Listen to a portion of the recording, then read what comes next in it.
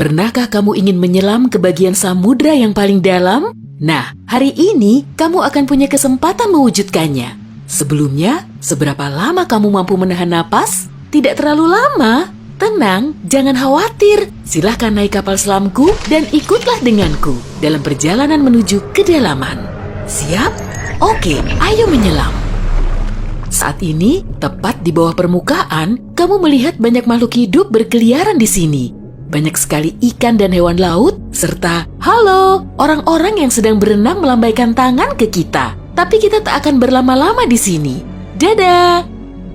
Pada kedalaman 20 meter, ada dunia baru yang terbuka di depan matamu. Terumbu karang dangkal tumbuh dengan indah tidak jauh dari pantai. Dan hey, kita bertemu banyak orang lagi di sini. Tapi kali ini, mereka adalah penyelam scuba. Tanpa peralatan khusus ini, tekanan air di kedalaman ini tidak ramah bagi penyelam biasa. 40 meter adalah kedalaman tempat kita berpamitan, bahkan kepada penyelam rekreasi. Ini adalah batas maksimum yang diizinkan untuk mereka. Selamat bersenang-senang, teman-teman.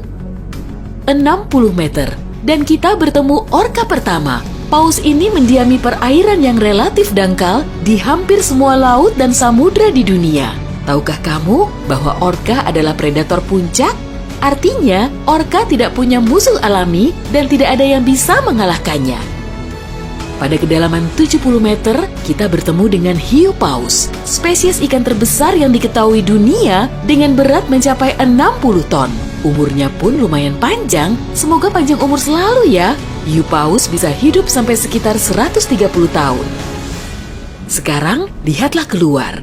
Jika kamu melihat penyelam scuba, artinya dia adalah seorang profesional. Karena pada kedalaman 100 meter, mereka harus sangat berhati-hati agar tidak terkena penyakit dekompresi. Penyakit ini terjadi jika kamu naik terlalu cepat ke permukaan. Dan jika beruntung, kamu juga bisa melihat gurita Pasifik raksasa. Dia tinggal di perairan dingin mulai sedalam ini dan sampai kedalaman 2000 meter. Sekarang, kita memasuki bagian samudra yang gelap. Pada kedalaman 150 meter, hanya 1% cahaya dari permukaan yang sampai ke sini. Sisanya diserap oleh air. Segala sesuatu yang lebih dalam dari sini akan menjadi semakin gelap. Hei, lihat! Pada kedalaman 200 meter, ada oarfish raksasa yang mengitari kapal selam kita. Makhluk ini diyakini sebagai penyebab dari semua penampakan ular laut. Dan banyak yang salah kaprah.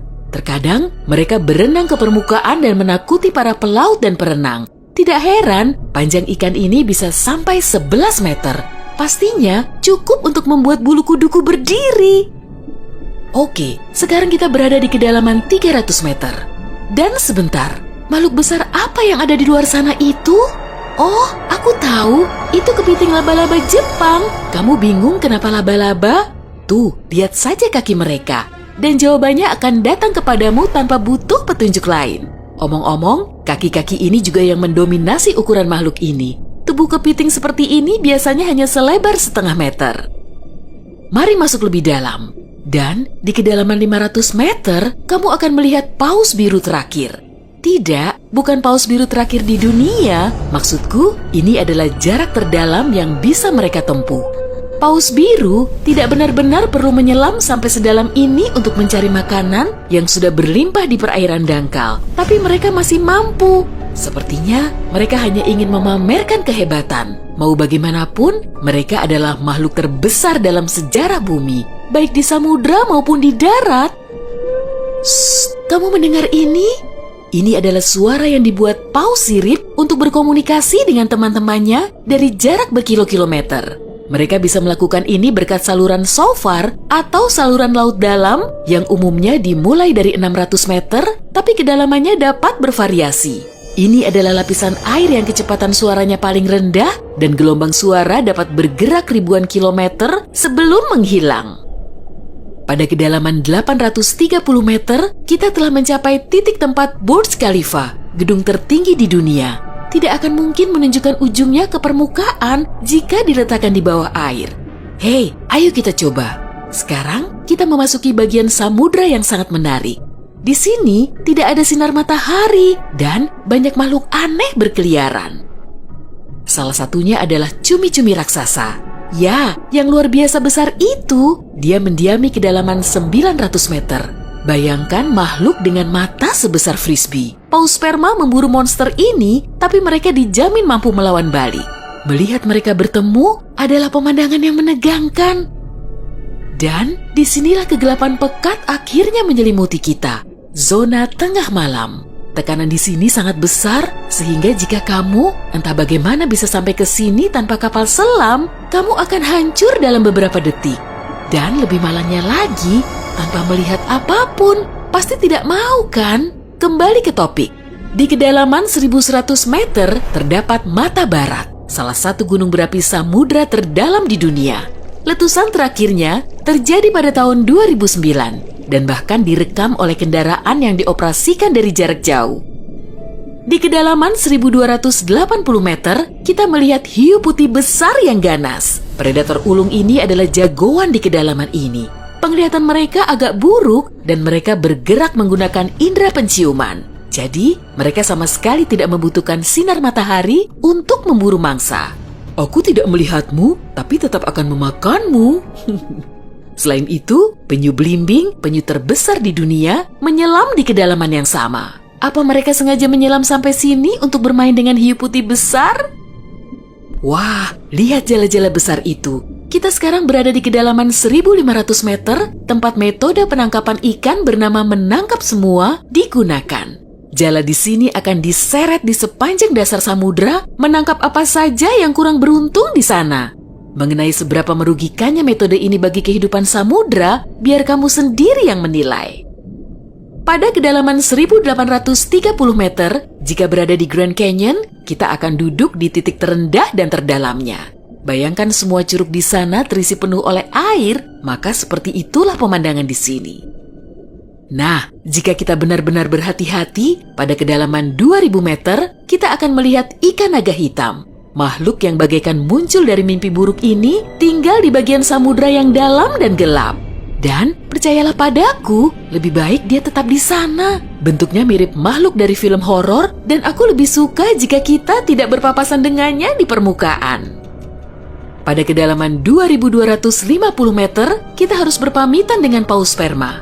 Ini adalah titik terdalam yang bisa mereka selami. Dan mereka memang tidak punya urusan untuk menyelam lebih dalam lagi. Mungkin kalau mereka berburu ikan naga hitam, atau justru mereka yang diburu. Mustahil, perbedaan ukuran mereka terlalu besar. Panjang paus sperma bisa mencapai 19 meter, yang menjadikannya paus bergigi terbesar di dunia. Tidak banyak makhluk laut bisa melawannya. Semoga kapal selam kita punya lampu sorot yang kuat ya, karena tanpanya kita tidak akan bisa melihat keindahan terumbu karang samudra dalam yang super indah di kedalaman 3000 meter.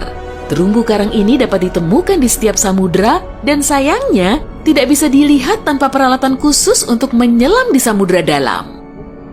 Oke, mari terus melangkah lebih dalam. Dan di kedalaman 3.700 meter, kita mencapai kedalaman rata-rata samudra dunia. Mulai sekarang, perjalanan menuju kedalaman yang sebenarnya dimulai. Dasar samudra rata-rata telah kita lewati, jadi sekarang saatnya menyelami celah terdalam. Pada kedalaman 4.500 meter, monster dari mimpi buruk terburukmu muncul di sini. Anglerfish misalnya, akan membuat siapapun bergidik ngeri.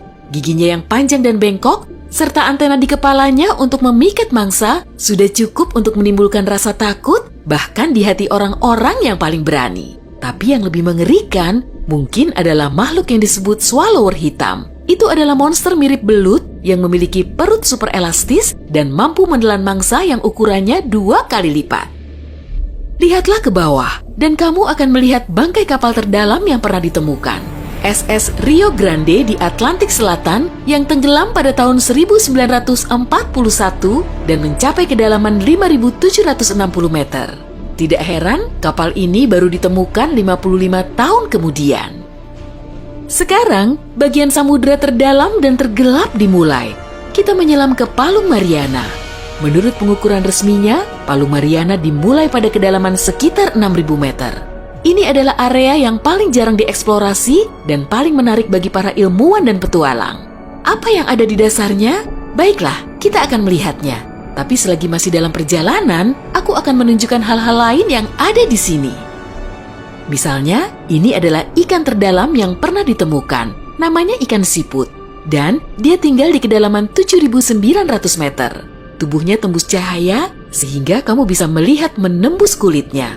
Ya, untungnya kita tidak mematikan lampu. Bentuk makhluk mungil ini ternyata sangat imut bagi makhluk yang mampu menahan tekanan sekuat ini. Makin rendah dan dalam, kamu tidak akan melihat jenis ikan atau hewan vertebrata apapun di sini. Tekanannya terlalu besar untuk makhluk-makhluk tadi. Tapi ada udang dan invertebrata lainnya. Belum lagi mikrob yang dapat hidup bahkan di bagian terdalam samudra. Dan bagian terdalam itu adalah kedalaman Challenger. Ini adalah bagian bawah Palu Mariana dan kedalamannya 10.927 meter. Ya, kita telah sampai di bagian paling bawah bumi. Tak banyak orang yang pernah ke sini dan tak banyak juga yang diketahui tentangnya. Tapi para ilmuwan tidak akan berhenti dan ada harapan kita akan segera menemukan rahasia apa yang berada di kedalaman samudra.